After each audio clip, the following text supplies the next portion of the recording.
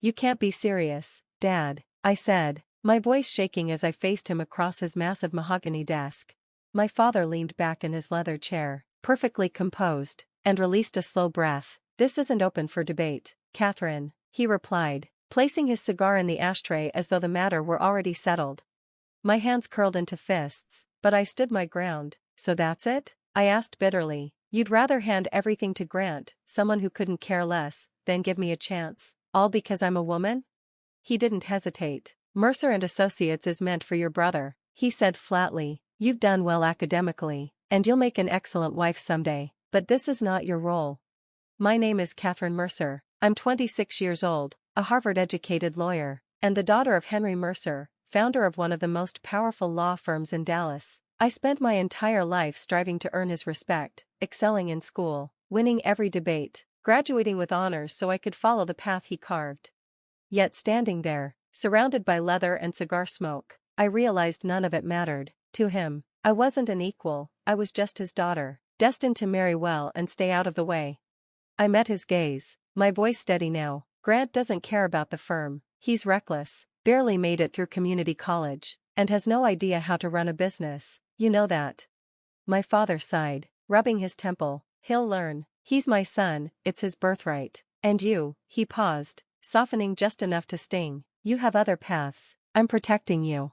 A sharp laugh escaped me. Protecting me? You're holding me back. I've earned this, worked harder than anyone, including Grant, but you won't even consider me because you're too stuck in your ways.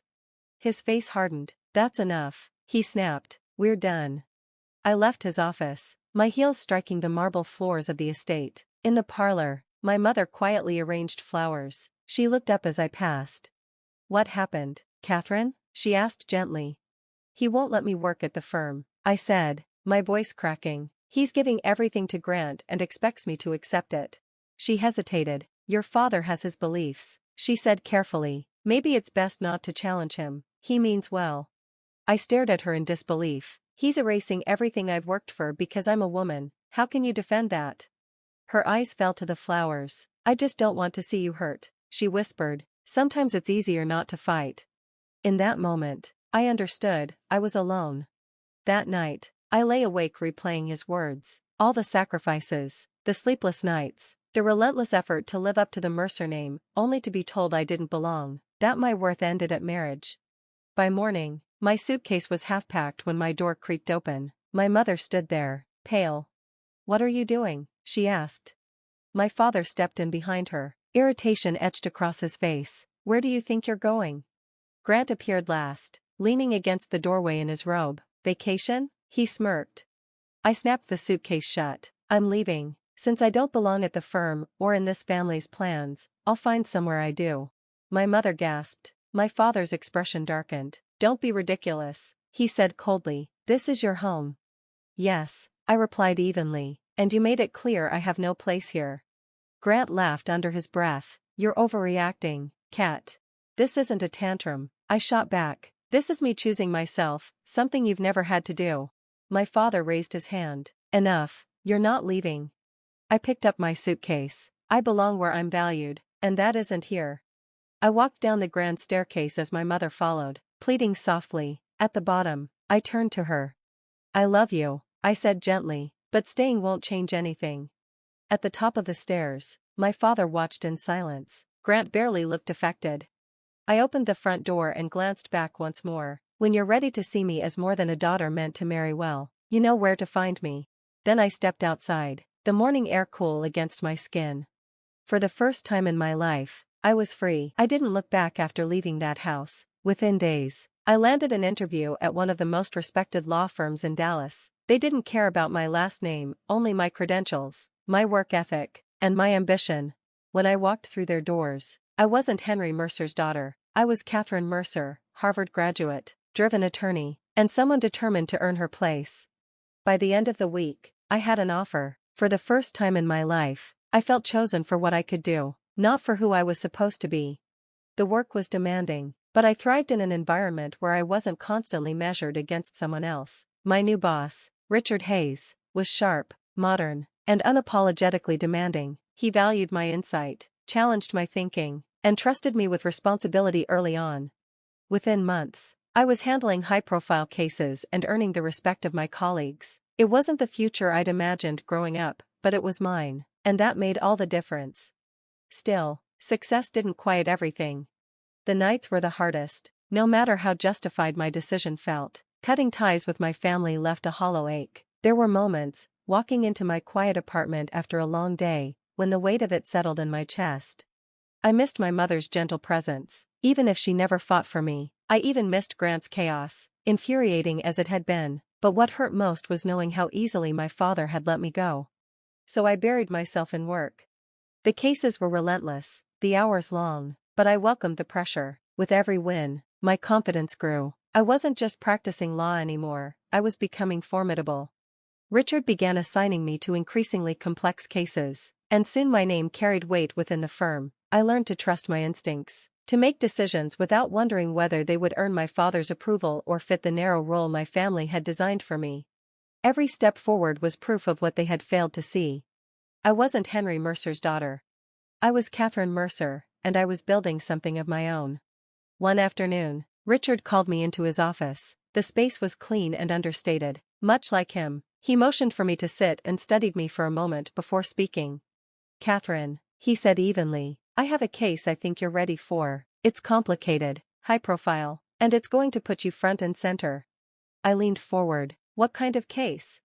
He paused. "We're representing a client in a major lawsuit against Mercer and Associates. Negligence, contract dispute. The stakes are enormous." The room seemed to tilt. "You want me to go up against my father's firm?" I asked, my voice steadier than I felt. "Yes," Richard said without hesitation. "You understand how they operate, and you're one of the sharpest attorneys we have. If anyone can handle this, it's you." I exhaled slowly. "You know what this could cost me." He leaned forward. "I do, but I also know what it could prove. This could be the case that defines your career." I asked for time. That night, sleep didn't come. I stared at the ceiling, replaying my father's dismissal, my mother's silence, Grant's entitlement. Taking the case meant confronting all of it, head-on. It meant severing the last fragile tie to the Mercer name. But it also meant standing fully on my own. By the end of the second day, the answer was clear. "I'll take the case," I told Richard the next morning. He smiled. "I thought you would." The day of the first hearing arrived heavy with tension. As I entered the courtroom, briefcase in hand, my heels echoed against the polished floor. My client walked beside me, confident and calm. I was neither. Then I saw them. My father and Grant sat at the opposing table. My father's expression hardened the instant he recognized me. Grant's surprise flickered before he masked it with a familiar smirk, though unease lingered beneath it. I met their stares without hesitation. For a fleeting moment, something softened in my father's eyes, then it vanished. He leaned toward Grant and whispered something I didn't bother to read. I was ready. As the proceedings began, instinct took over. My arguments were precise, my delivery controlled. When the judge addressed me, I responded without faltering. In that courtroom, I wasn't a daughter or a sister. I was counsel for the plaintiff. Grant stumbled through his responses, unprepared and overconfident. I didn't react, not outwardly. I treated him as I would any opposing attorney, professionally, relentlessly. Every misstep he made, every fact he twisted or failed to support, I noted carefully. And when I rose to respond, I did so knowing exactly what I was there to do. I intended to win. I countered each argument with precision, supporting my claims with airtight evidence and established case law. My father remained mostly silent, his expression carefully neutral, though I could feel his gaze on me throughout the proceedings. It didn't matter. I wasn't there to earn his approval anymore. I was there to do my job, and I was doing it exceptionally well. After several sessions, the imbalance became impossible to ignore. Grant's arguments collapsed one by one under scrutiny, his lack of preparation glaring against my meticulous strategy. Each time he spoke, I could see the confidence drain from him. My father tried to intervene once or twice, stepping in to steady the case, but even his experience couldn't undo the damage Grant had caused. The momentum had shifted. Everyone in the room knew it. By the fourth session, their side requested a settlement. As their counsel approached us, I caught sight of my father's face, tight with frustration, shadowed with something that looked dangerously close to regret. After careful negotiation, we agreed to terms that overwhelmingly favored my client. When the final documents were signed, I looked up and met my father's eyes across the room. He looked defeated. Grant couldn't even bring himself to look at me, his attention fixed on the table like a reprimanded child. I didn't speak to either of them. I didn't need to. I had proven exactly what I set out to prove. Normally, I stayed behind after hearings, exchanging professional courtesies, closing conversations on a respectful note. This time, there was no chance. My father and Grant gathered their belongings and left without a word. No handshake, no acknowledgement, not even a passing glance. It hurt more than I expected. Despite everything, a small part of me had hoped for something, recognition, perhaps, or even grudging respect. Instead, they walked away in silence, leaving me with the hollow weight of unfinished emotions. I took a breath and turned back to my client. I had won the case, that was what mattered. That evening, when I returned to the firm, applause greeted me the moment I stepped inside. Richard was the first to reach me, clapping a hand on my shoulder, pride clear in his smile.